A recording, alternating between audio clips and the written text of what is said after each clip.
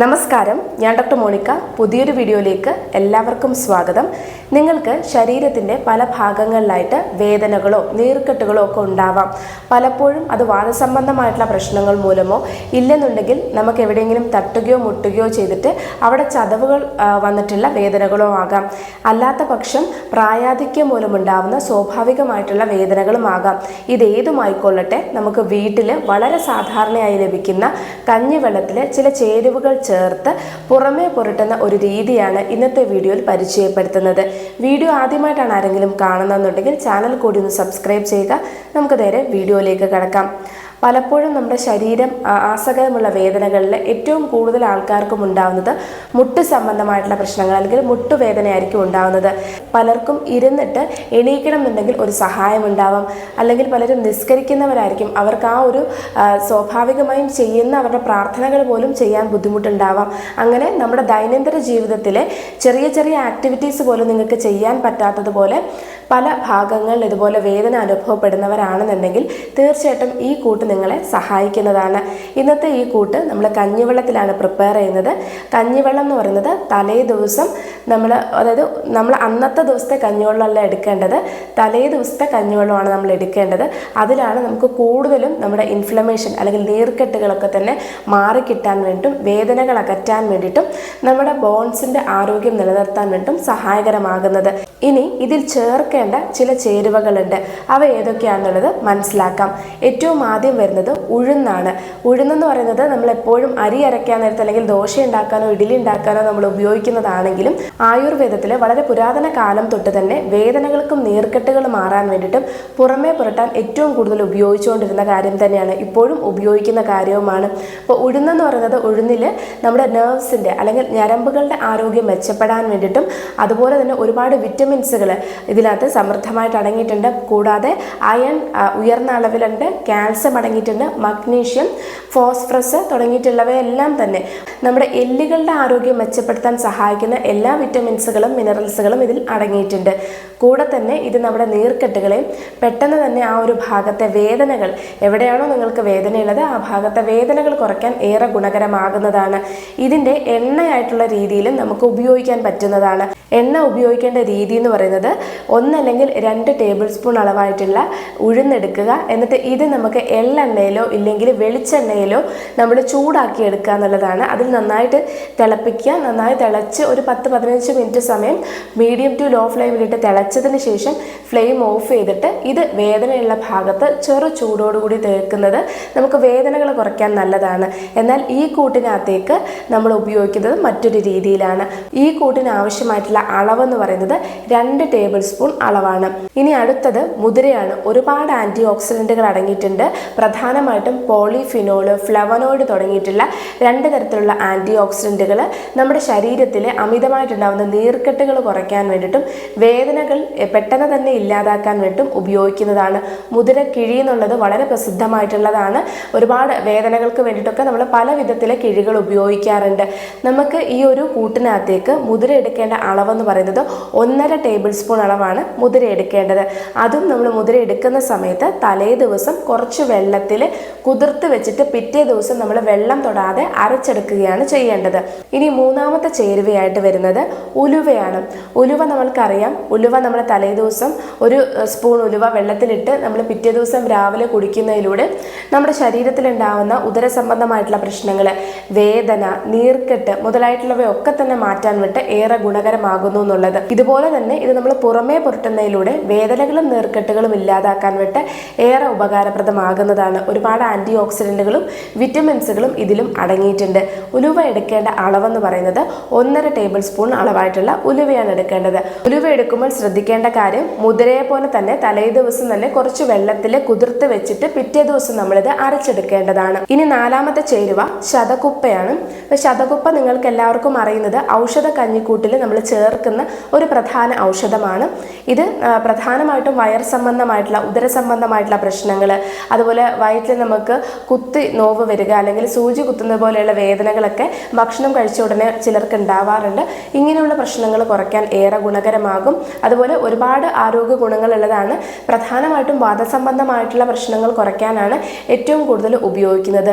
ഈ ഒരു ശതകുപ്പ നമ്മൾ പുറമേ പുരട്ടുന്നതിലൂടെ വേദനകളും നീർക്കെട്ടുകളും പെട്ടെന്ന് കുറയാൻ വേണ്ടി ഏറെ ഗുണകരമാകുന്നതാണ്.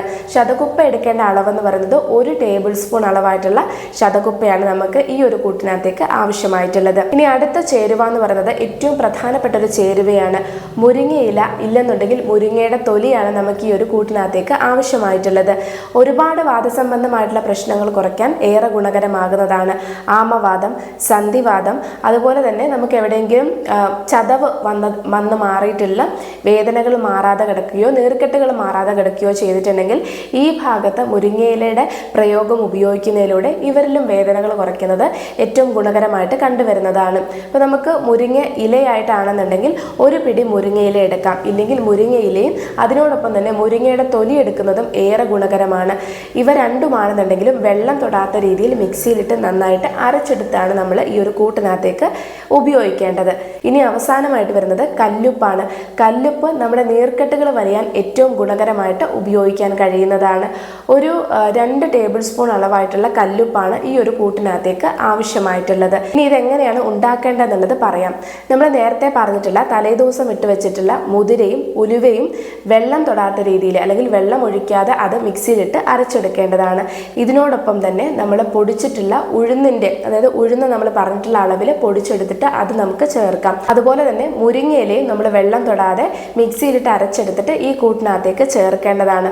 ഒപ്പം തന്നെ ശതകുപ്പ ഒന്ന് ചതച്ചതിന് ശേഷമോ പൊടിക്കാൻ പറ്റുവാണെന്നുണ്ടെങ്കിൽ പൊടിച്ചതിന് ശേഷമോ നിങ്ങൾക്ക് ഈ ഒരു കൂട്ടിനകത്തേക്ക് ഇടാം.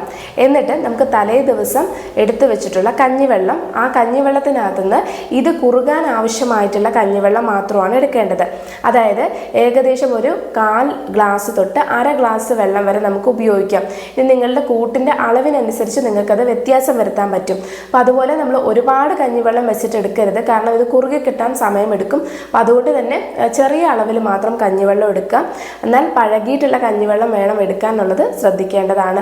എങ്കിൽ മാത്രമാണ് ഈ കൂട്ടിന് നല്ല എഫക്റ്റ് നൽകാൻ സാധിക്കുകയുള്ളൂ. അപ്പോൾ അതുപോലെ തീയിൽ വെച്ചിട്ട് നമ്മളൊരു സോസ് പാനിൽ ഇതെല്ലാം ഇട്ടിട്ട് തീയിൽ വെച്ചിട്ട് നന്നായിട്ടൊന്ന് കുറുക്കിയെടുക്കേണ്ടതാണ്. ഏകദേശം കുറുകി വരുന്ന സമയത്ത് ഈ കല്ലുപ്പും കൂടി അവസാനമായിട്ട് നമ്മൾ ചേർക്കണം. നമ്മൾ 2 ടേബിൾ സ്പൂൺ അളവ് വെച്ചിട്ടുള്ള കല്ലുപ്പ് ഒന്ന് പൊടിച്ചെടുത്തതിന് ശേഷം അത് ലാസ്റ്റായിട്ട് ഈ ഒരു കല്ലുപ്പും കൂടി ചേർത്തിട്ട് ഇത് നമ്മൾ കുറുക്കിയിട്ട് നമ്മൾ ഫ്ലെയിം ഓഫ് ചെയ്യേണ്ടതാണ്. എന്നിട്ട് നമുക്ക് ഒരു ഉദാഹരണത്തിന് നിങ്ങൾക്ക് മുട്ടിനാണ് വേദന എന്നുണ്ടെങ്കിൽ മുട്ടിന് മുഴുവനായിട്ടുള്ള വശങ്ങളിൽ, അതായത് മുട്ടിന് മേൽഭാഗത്തും അതുപോലെ പുറകിലെ മസിലുള്ള ഭാഗങ്ങളിലും എല്ലാം തന്നെ ഇത് നമ്മൾ പുരട്ടേണ്ടതാണ്. അതും നമുക്ക് ചെറു ചൂടോട് കൂടിയിട്ട് നമുക്ക് സഹിക്കാൻ പറ്റുന്ന ചൂട് കുറഞ്ഞു പോകാനും പാടില്ല, അതുപോലെ അമിതമായിട്ട് പൊള്ളുന്ന രീതിയിലുള്ള ചൂടും പാടില്ല. അപ്പം നമുക്ക് സഹിക്കാൻ കഴിയുന്ന ചൂടിൽ നമ്മൾ ഇത് നല്ല രീതിയിൽ തന്നെ പൊത്തി വെക്കേണ്ടതാണ്.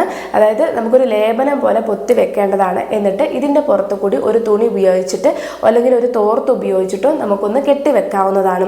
കെട്ടി ഇത് 1/2 തൊട്ട് 3/4 മണിക്കൂർ വരെ, 1 മണിക്കൂർ വരെ വെക്കുന്നത് ഏറ്റവും ഗുണകരമാണ്. 1/2 തൊട്ട് 3/4 മണിക്കൂർ വരെയെങ്കിലും നിങ്ങളിത് വെക്കുക. എന്നിട്ട് അതിനുശേഷം നിങ്ങൾ ആ ഒരു ഭാഗത്ത് ചൂടുവെള്ളം കൊണ്ട് ചൂട് പിടിക്കേണ്ടതാണ്. അതും നമുക്ക് വീട്ടിൽ പുളിയില ലഭിക്കുകയാണെങ്കിൽ ഏറ്റവും ഗുണകരമാണ്. ഇനി പുളിയില നിങ്ങൾക്ക് കിട്ടാത്തവരാണെന്നുണ്ടെങ്കിൽ ഇതേ കല്ലുപ്പ് തന്നെ നമുക്ക് ഉപയോഗിക്കാം. അതായത് കുറച്ച് ഒരു 1/2 പിടി അല്ലെങ്കിൽ 1 പിടി കല്ലുപ്പ്, കയ്യിൽ ഒതുങ്ങുന്ന കല്ലുപ്പ് ഇട്ട് തിളപ്പിച്ചിട്ടുള്ള വെള്ളം കൊണ്ട് നമുക്കിവിടെ ചൂട് പിടിച്ചു കൊടുക്കുന്നതും ഏറെ ഗുണകരമാണ്. ഇത് ദിവസത്തിൽ 2 തവണയായിട്ട് ചെയ്യാൻ കഴിയുകയാണെങ്കിൽ നമുക്ക് വേദനകൾ പെട്ടെന്ന് തന്നെ കുറയ്ക്കാൻ കഴിയുന്നതാണ്. ഇത് 3 തൊട്ട് 7 ദിവസം വരെയാണ് നിങ്ങൾ കണ്ടിന്യൂസ് ആയിട്ട് ചെയ്യേണ്ടത്. 2 നേരമായിട്ട് ചെയ്യാൻ ബുദ്ധിമുട്ടുള്ളവരാണെന്നുണ്ടെങ്കിൽ 1 നേരമായിട്ട് ചെയ്യുക.